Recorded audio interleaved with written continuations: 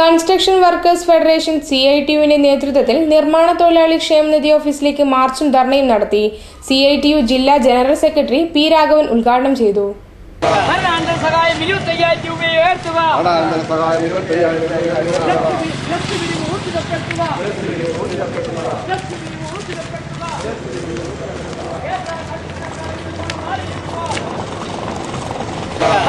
സഹായം 25,000 രൂപ ഉയർത്തുക.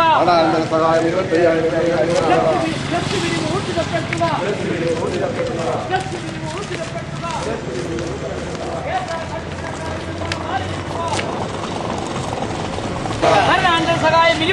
രൂപ ഉയർത്തുക.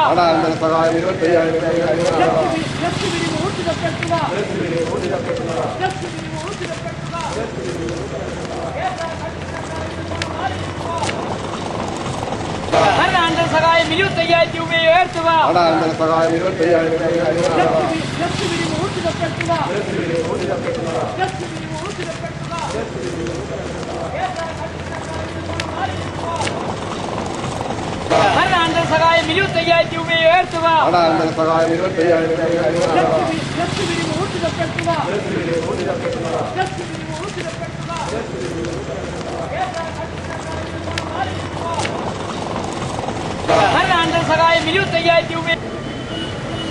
ഒരു കാലത്ത് അവർ ക്ഷേമനിധികളെല്ലാം എതിർത്തവരാണ്. 60 വയസ്സ് കഴിഞ്ഞാൽ എന്തിനാണ് തൊഴിലാളികൾക്ക് ആനുകൂല്യം കൊടുക്കുന്നത് എന്ന ഒരു നിലപാടായിരുന്നു കോൺഗ്രസിന്റെ ആൾക്കാരെടുത്തത്. ഫലപ്രദമല്ലാത്ത, ഉത്പാദനക്ഷമമല്ലാത്ത ജോലി ചെയ്യുന്നവരാണ് തൊഴിലാളികൾ. 60 വയസ്സ് കഴിഞ്ഞാൽ അവരെ ജീവിതകാലം പണിയെടുക്കുന്ന സമയത്ത് മാത്രം തുച്ഛമായ കൂലി കൊടുത്താൽ മതി, പിന്നീട് ഒരു കൂലിയും കൊടുക്കേണ്ടതില്ല എന്ന ഒരു നില ലോകത്ത് ആകമാനമുള്ള മുതലാളിമാർക്കും.